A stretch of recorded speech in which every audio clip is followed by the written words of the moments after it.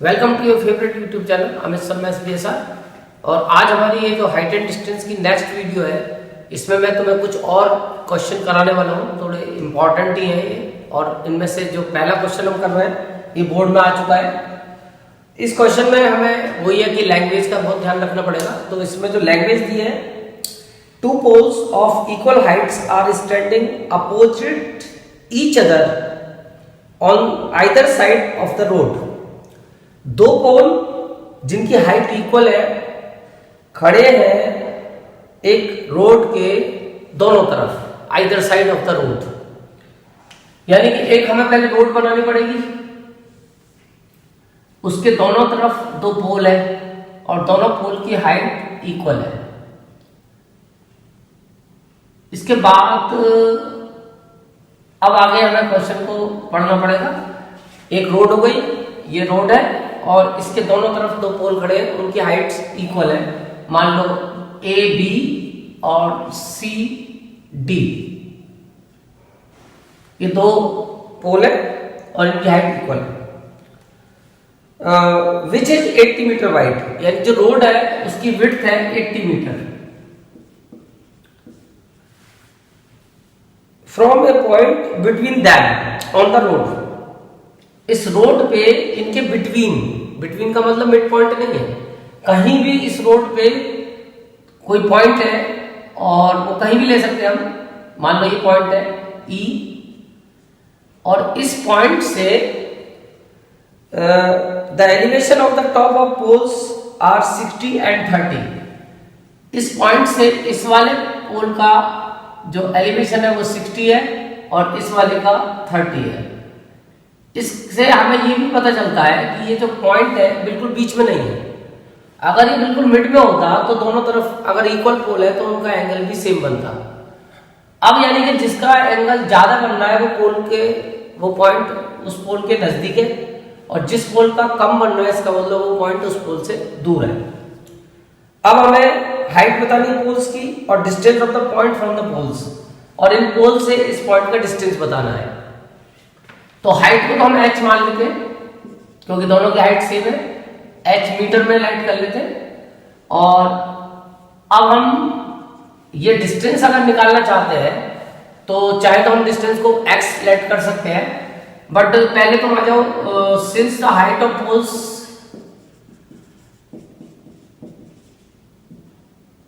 Is equal to हमने मान ली h, let the heights of pole h, यानी AB और CD हमने दोनों h लेट कर लिए। अब इसके बाद हमें ये जो डिस्टेंस है इसको भी हम लेट कर सकते हैं। जैसे मान लो पहला पोल मैंने CD माना है, इसका डिस्टेंस मैं मान लो x मान लेता हूं, तो सीधी सी बात है टोटल डिस्टेंस 80 है, तो 80 में से अगर हम इस x को छोड़ेंगे तो दूसरा पार्ट आ जाएगा। लेट कर लिया मैंने ED इक्वल x, तो इससे मैं अब B निकाल सकता हूं और B हो जाएगा 80 माइनस x, यानी कि इन दोनों को ऐड करके 80 बनना है। तो इसका मतलब अगर हम टोटल में से एक पार्ट को माइनस करेंगे तो दूसरा पार्ट निकल आएगा। जैसे अगर ये 20 मीटर है तो 80 माइनस 20 ये 60 का आ जाएगा। तो इसका मतलब हमने एक को x माना तो दूसरा हमें पता चल गया। अब कोई टेंशन नहीं है, अब ये राइट ट्रायंगल है क्योंकि पोल हमारे यहाँ वर्टिकली होंगे सारे। तो सबसे पहले किसी एक ट्रायंगल में तुम काम करो, तो मैं सोचता हूं कि तुम ट्रायंगल पहले यही ले लेते हैं CDE या DEC, फार्मूला वही चलेगा। ये एंगल के सामने P हो जाएगा, ये B हो जाएगा, P अपॉन B का ही फार्मूला लगेगा, CD अपॉन ED, और ये बन जाएगा 10, एंगल है 60 डिग्री। इसके बाद CD की वैल्यू हमें पता है, CD की वैल्यू है हमारे पास h, और ED को हमने x माना है और 10 60 होता है √3, इसको क्रॉस करेंगे तो h की वैल्यू आ जाएगी x√3। इसे डाल दो फर्स्ट। इसके बाद अब तुम्हें ये वाला राइट ट्रायंगल लेना पड़ेगा, तो इन ट्रायंगल ABE फार्मूला इसमें भी यही चलेगा, एंगल के सामने ये P हो जाएगा AB और ये B हो जाएगा, तो P अपॉन B का ही फार्मूला लगाना है। AB upon BE equal tan 30 degree. अब ए बी का मतलब h और बी का मतलब 80 माइनस एक्स मैंने यहाँ निकाल दिया था, 80 माइनस एक्स 1/√3 क्रॉस करेंगे तो 80 minus X is equal to h√3। अभी दो वेरिएबल इन्वॉल्व हो गए, आंसर नहीं निकलेगा, तो तुम्हें से एक वेरिएबल बनाना पड़ेगा। वो तुम्हारी इच्छा है कि तुम चाहे तो h की वैल्यू यहाँ पुट कर दो या x की वैल्यू निकाल के पुट करो। तो फिलहाल मैं h की वैल्यू पुट करता हूँ क्योंकि निकालने तो दोनों ही है। तो फ्रॉम इक्वेशन फर्स्ट मैंने यहाँ h की जगह ये वाली वैल्यू पुट कर दी, तो ये आ गया 80 minus x equal x√3 multiply √3,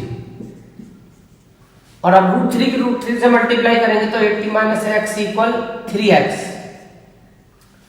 minus का इधर जाके प्लस हो जाएगा तो 80 इक्वल ये आ गया 3 + 1 4x, और इससे हम x की वैल्यू निकाल लेंगे, x इक्वल 80/4 यानी कि x is equal to 20 metre. तो बाई चांस मैंने तुम्हें जो डिजिट बताई थी वो यही थी। अब इससे हम b निकाल सकते हैं, यानी कि इसका मतलब BE इक्वल 80 माइनस 20 यानी कि 60 मीटर। तो डिस्टेंस तो हमें पता चल गया पोल्स का 80 मीटर और ये 60 मीटर और 20 मीटर। बट अभी हमें हाइट भी निकालनी है, तो यहाँ पे तुम x की वैल्यू पुट कर दो फ्रॉम फर्स्ट, यहाँ तुम x की वैल्यू पुट कर दो तो x की वैल्यू 20 है तो h की वैल्यू आ गई 20/√3 मीटर। तो जो डिस्टेंस हुए पोल के वो पहले वाले पोल CD का डिस्टेंस लिख के दिखाओगे, यही कि distance of the point from pole CD, पहला दूसरा तो कुछ पता नहीं चलेगा तो तुम्हें पोल का नाम लिख देना है। तो distance of the point E from pole CD is 20 metre and distance of the point E from pole AB is 60 metre. इस तरह से तुम्हें ये वहां पे लिख के दिखाना चाहिए। अब इसके बाद आते हैं हम क्वेश्चन नंबर 11। तो ये जो क्वेश्चन नंबर 11 है, ये क्वेश्चन भी हमारा जो फिगर है वो दिया हुआ है, और एक बार ये भी एग्जाम में आ चुका है बट विदाउट फिगर आया था ये एग्जाम में, और मेरे को बहुत कम उम्मीद है कि तुम्हें किसी भी क्वेश्चन की फिगर एग्जाम में मिलेगी, क्योंकि जनरली वहां फिगर तुम्हें खुद ही बनानी पड़ेगी, और तभी पता चलता है कि बच्चे को ये कॉन्सेप्ट समझ में आया या नहीं आया जब वो फिगर की खुद फॉर्मेशन करता है। तो इसलिए तुम्हें ज्यादातर क्वेश्चन की जो प्रैक्टिस करनी है तो फिगर भले ही दी होगी बट तुम्हें कोशिश करनी है कि तुम फिगर खुद बनाओ। तो अब हमारा जो क्वेश्चन है क्वेश्चन नंबर 11, तो अब मैं लेता हूं क्वेश्चन नंबर 11। तो इस क्वेश्चन में हमें दिया हुआ है a TV tower stands vertically on the bank of a canal. एक कैनाल है, उसके किनारे पे एक टावर लगी हुई है। अब कैनाल का दो केस बनते हैं, तो कैनाल ऐसे भी बना सकते हो, ये पानी दिखा के ये कैनाल बन गई, और कैनाल तुम ऐसे भी दिखा सकते हो, ये पानी दिखा के ये कैनाल बन गई, ये कैनाल है। तो तुम्हें दो तरीके से पॉसिबिलिटी है कैनाल बनाने की, लेकिन ध्यान रखना इस पॉसिबिलिटी का यूज यहां नहीं करोगे क्योंकि इसमें लेंथ यूज करनी पड़ती है और कैनाल की लेंथ हम शो नहीं कर सकते। विड्थ को हमें लेके चलना टारगेट, तो हम ये वाली फिगर तैयार करेंगे। तो फिलहाल जो कैनाल है वो एक उसके किनारे पे एक वो लगा हुआ है, टावर लगा हुआ है। तो पहले मैं एक कैनाल बना देता हूं, ये मान लो मैंने एक कैनाल बना दी, इसमें ये पानी है और यही इसकी विड्थ है, ठीक है। लंबाई तो हमें पता नहीं, इनफाइनाइट लंबाई है। अब इस कैनाल के एक कोने पे एक टावर है, ये एक टावर लगी है इसके कोने पे, ये एक टावर हो गई जो कैनाल के एक किनारे पे लगी हुई है, ठीक है। अब ये कहता है कि from a point on the other bank, इसके दूसरे किनारे पे एक पॉइंट है directly opposite to the tower. अब ये तो कहीं भी हो सकता है, लेकिन इसके बिल्कुल सामने है एक दूसरा पॉइंट। एक किनारे पे टावर है, इसके जस्ट सामने एक दूसरे किनारे पे एक पॉइंट है। The elevation of the top of the tower, इस पॉइंट से जो एलिवेशन बन रहा है टावर के टॉप का वो 60 डिग्री बन रहा है। ये टावर के टॉप का एलिवेशन बन रहा है और ये है 60 डिग्री का। तो ये हमारी पहली कंडीशन पूरी हो गई।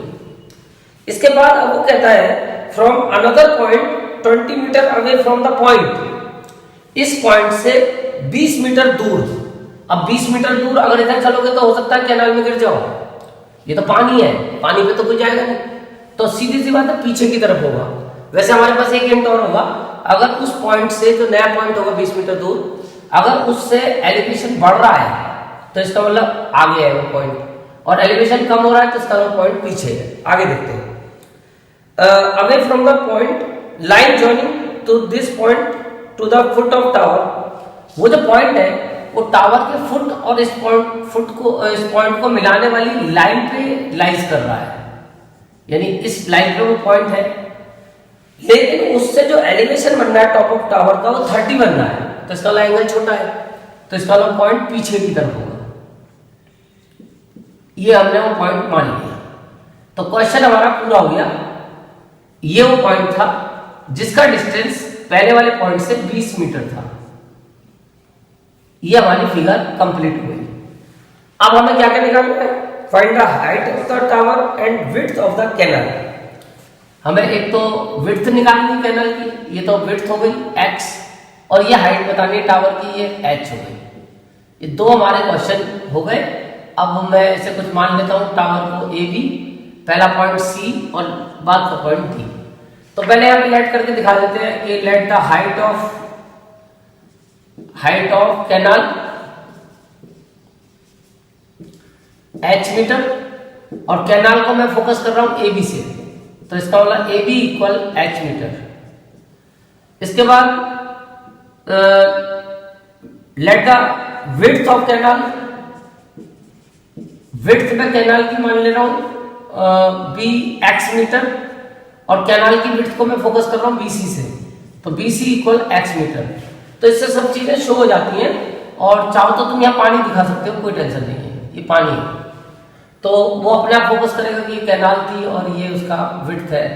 ठीक है, अब तुम्हें ये एच की वैल्यू निकालनी है, तो कोई वैसे इसमें टेंशन की बात नहीं है, क्योंकि तुम्हारे पास जो ऑप्शन है वो सीधा सीधा है कि तुम पहले ही राइट ट्रायंगल लो, तो तुम पहले तो यूज करो ट्रायंगल इन राइट ट्रायंगल, ये ले लो ए बी सी, और फार्मूला तुम्हें पता ही है, ये P और ये B, फार्मूला एक ही लगता है, A B upon B C, और tan एंगल है 60 डिग्री। फिलहाल ए बी की वैल्यू तुम्हारे पास है, दी हुई है क्वेश्चन में h, और इसकी वैल्यू हमने मानी है x, और tan 60 होता है √3, तो फिर से इक्वेशन बन गई x √3। इसे डाल दो फर्स्ट, पर हमारी प्रॉब्लम सॉल्व नहीं हुई क्योंकि h और x दोनों आ रहे हैं, तो आंसर तो हमें नहीं पता चला। अब हम पूरा राइट ट्रायंगल लेंगे जिसका एक्यूट एंगल है 30 डिग्री का, और जब हम इस ट्रायंगल को लेंगे तो इस लाइन को भूल जाएंगे, हमें केवल ये ट्रायंगल याद करना है। ठीक है, तो इस ट्रायंगल को अगर हम लेते हैं in triangle A D B, तो फार्मूला तो वही काम करेगा, perpendicular A B upon base D B, और इक्वल में tan 30 डिग्री। अब ए बी की जगह तो h आएगा, बट अब डी बी की जगह तो मैं 20 प्लस एक्स पूरा यूज करना पड़ेगा, 20 प्लस एक्स, तो तुमने इसकी जगह लगा दी 20 प्लस एक्स, और ये होता है 1/√3। क्रॉस करेंगे तो 20 प्लस एक्स इक्वल h√3।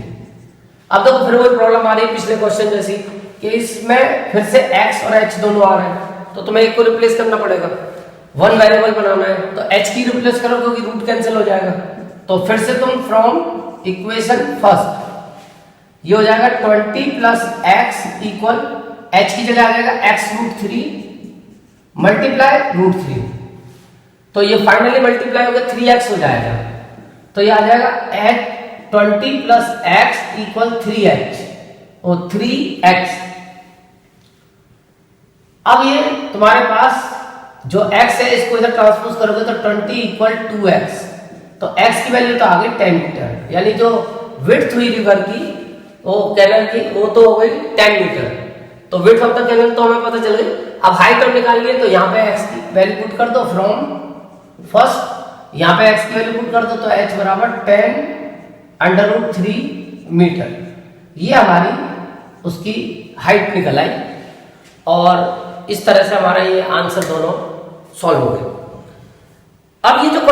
12 है, ये पहला और आखिरी ऐसा क्वेश्चन है इस पूरी एक्सरसाइज में जिसमें एक साथ एलिवेशन और डिप्रेशन का यूज होगा। यानी अब तक जो हमारे क्वेश्चन थे उनमें या तो केवल एलिवेशन यूज होता है या केवल डिप्रेशन। अभी डिप्रेशन का तो कोई आया नहीं है, आगे आएंगे। बट ये एक ऐसा क्वेश्चन है जिसमें एलिवेशन के साथ साथ डिप्रेशन भी यूज हुआ है। तो अब मैं तुम्हें इस क्वेश्चन में जो है मैटर वो बताता हूं और इसमें हमें एक साथ दोनों एंगल यूज करने हैं। तो इस क्वेश्चन में हमें दिया है कि एक हमारे पास बिल्डिंग है, 7 मीटर की बिल्डिंग है, उसके टॉप से ये किसी चीज को देख रहे हैं और उस चीज को जो देख रहे हैं एक केबल टावर है। क्वेश्चन नंबर 12 बहुत इंपॉर्टेंट है क्योंकि इसमें दोनों एंगल एक साथ यूज होते हैं, बड़ी इंपॉर्टेंट फिगर है। From the top of 7 metre high building, अब बिल्डिंग है तो ग्राउंड ही बनाना पड़ेगा सबसे पहले। तो एक बिल्डिंग है 7 मीटर की। From the top of this building, इस बिल्डिंग के टॉप से, तो अब तुम्हें यहां ध्यान रखना है कि अगर जो दूसरी चीज हमें दी है जैसे टावर दी है, अगर उसके टॉप का एलिवेशन बनता है तो बिल्डिंग नीचे है और अगर उसके टॉप का डिप्रेशन बनता है तो बिल्डिंग ऊंची है। यानी टावर को इससे छोटा बनाना है। तो अब क्या बनेगा देखो, the elevation of the top of tower, tower का एलिवेशन बनना है टॉप का, तो इसका मतलब टावर ऊंची है तो इसको ऊंचा बनाना पड़ेगा। एलिवेशन के लिए यहां से, क्योंकि हवा में बन रहा है, यहां से देख रहा है ऑब्जर्वर, तो तुम्हें एक हॉरिजॉन्टल लेवल इसके लिए ड्रॉ करना पड़ेगा इस नीचे वाले हमारे बेस के पैरेलल। तो ये सीधी सी बात है, एंगल 90 का हो जाएगा। यहां से एलिवेशन बन रहा है और कितने का बनना है वो हमें दिया होगा। एलिवेशन बनना है 60 डिग्री का। इसके बाद फिर आगे देता है and the angle of depression of foot is 45 और इसी पॉइंट से इसके फुट का डिप्रेशन बनना है। डिप्रेशन के लिए ये लाइन ऑफ साइट होगी, लेकिन डिप्रेशन जो बनता है वो लेवल से नीचे बनता है, यानी ये बनेगा और ये है 45 डिग्री। अब तुम्हें हाइट फाइंड करनी है टावर की। टावर की हाइट का मतलब ये तुम्हें फाइंड करनी है h। तो अब इसमें सीधा सा हिसाब है कि जब तुम्हें h फाइंड करनी है, इसको ये 7 मीटर है, इसको भी कुछ मान लो 7 मीटर, ये इसके इक्वल होगी क्योंकि एक रेक्टेंगल की फॉर्म बन गई और ये इसके इक्वल होगी। तो अगर इसको मैं x मानता हूं थोड़ी देर के लिए तो ये सामने वाली भी x हो जाएगी। फिलहाल अब तुम इसकी नेमिंग करो। तो पहले बिल्डिंग को मैंने ए बी मान लिया और टावर को मैंने सी डी मान लिया। अब ये जो मैंने यहाँ पे कुछ ये पॉइंट लेना पड़ेगा, ये सपोज मैं ई मान लेता हूं। तो सीधी सी बात है क्योंकि तुम्हें दिया हुआ है कि हाइट ऑफ बिल्डिंग तुम्हें दी हुई है। हाइट ऑफ बिल्डिंग कितनी दी हुई है तुम्हें, वो तुम्हें दी हुई है 7 मीटर। अब ये बिल्डिंग की हाइट है ए बी, तो फाइनली ये ई डी भी इतनी होगी इसके सामने। तो E D equal A B equal 7 metre. अब मैंने मान लेट कर लिया कि लेट द हाइट ऑफ ये जो है टावर मैंने मान ली h मीटर। तो टावर तो हुई CD, यानी CD की वैल्यू तो हुई h मीटर, लेकिन मुझे जरूरत पड़ने वाली है C की। तो अगर इस टोटल हाइट में से मैं 7 माइनस करूंगा तो ये C की वैल्यू आ जाएगी h माइनस 7। तो पहले मैंने ये C की वैल्यू निकाल दी। तो हाइट ऑफ द टावर का मतलब तो CD h है, लेकिन हमें जरूरत पड़ेगी C की। तो C निकालने के लिए हमें क्या करना पड़ेगा, इस टोटल हाइट में से h में से ये माइनस करनी पड़ेगी। तो C इक्वल आ जाएगी h माइनस 7 मीटर। बस अब इसमें कोई दिक्कत नहीं है क्योंकि ये लाइन इसके पैरेलल थी, तो अल्टरनेट एंगल के कॉन्सेप्ट से ये एंगल 45 डिग्री का हो जाएगा। अब तुम इस राइट ट्रायंगल पे काम कर सकते हो ABD पे। तो तुम जब इस राइट ट्रायंगल पे काम करोगे, ट्रायंगल ABD पे, तो तुम देखोगे फार्मूला तो वही चलेगा P अपॉन B, यानी कि AB अपॉन BD। तो ये बन जाएगा 10 45 डिग्री। अब AB की वैल्यू है 7 और फिलहाल BD की वैल्यू मैंने x मानी थोड़ी देर के लिए x, और 10 45 1, तो x की वैल्यू 7 आ गई। अब जितनी ये BD है उतनी ये AE होगी, दोनों आपस में इक्वल होंगे क्योंकि एक रेक्टेंगल फॉर्म हो रहा है। ये भी अपोजिट साइड इक्वल है 7 7 और ये भी अपोजिट साइड इक्वल है x x। तो अब तुम ट्रायंगल ACE ले लोगे। In triangle ACE। फार्मूला वही चलेगा, ये हाइट जो है इसकी P ऊपर यानी CE upon AE, CE upon AE equal tan 60 degree. अब C की वैल्यू तुम्हें फिलहाल पता है h-7 और A की वैल्यू मैंने बताया जिसके इक्वल होगी तो ये x ही रहेगी और tan 60 की वैल्यू √3। क्रॉस करेंगे तो h-7 इक्वल x√3। बट तुम्हें x की वैल्यू पता चल चुकी है 7, तो वो यहां लगा दो, तो h-7 इक्वल 7√3, माइनस का इधर जाके प्लस होगा ट्रांसपोज करने पे, तो 7√3 प्लस 7, और चाहो तो 7 से दोनों डिवाइड होंगे, 7 कॉमन ले सकते हो, √3 प्लस 1। ये तुम्हारी उसकी हाइट फाइंड होगी। तो फाइनली मैंने आज तुम्हें 3 क्वेश्चन करा दिए। अब इसमें एक क्वेश्चन की तो फिगर बनी हो तुम कर ही लोगे। अब इसके 3 क्वेश्चन लास्ट के बचे, वो फिर मैं डिस्कस करूंगा नेक्स्ट वीडियो में। Thank you.